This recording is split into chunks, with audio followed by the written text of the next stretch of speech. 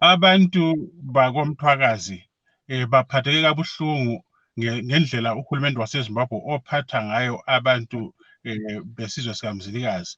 Babuhlungu futhi la ngendlela okuphathwe ngayo laba bantwana ababoshiweyo, beboshelwa into engekhoyo. Kanti-ke if bebophe umkhokheli we-MRP, bese kuthi abalandeli baye bayokuzwa ukuthi angabe kuphi kulicala ngani lokho. Kungani kumele bavalelwe entolongweni kuze kube yiso lesikhathi ngesikhathi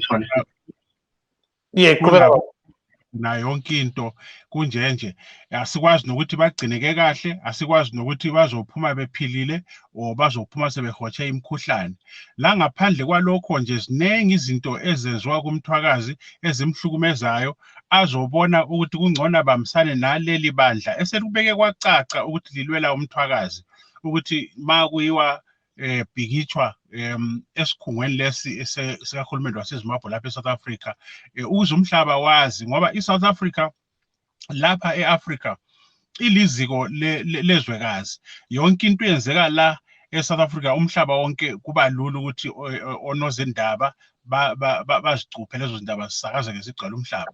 Kungakho-ke abantu bonke nalabo abangewona amalungu e-MRP bekubone kufanele ukuthi baxhasane nebandla le-MRP ukuthi khankaswa kwenziwe kucace abantu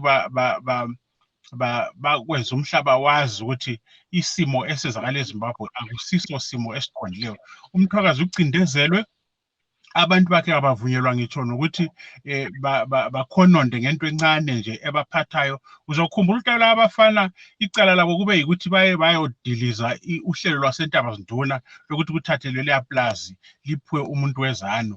Yikho-ke kusho ukuthi uhulumende weZanu ubebuhlungu ngalokho, wasebenzisa leli thuba lokuthi abafana baye e-police station enkambeni bayobuza ukuthi uphi umkhokheli wabo, babagola bababamba babavalela kuze manje akucaci ukuthi babavaleleleni.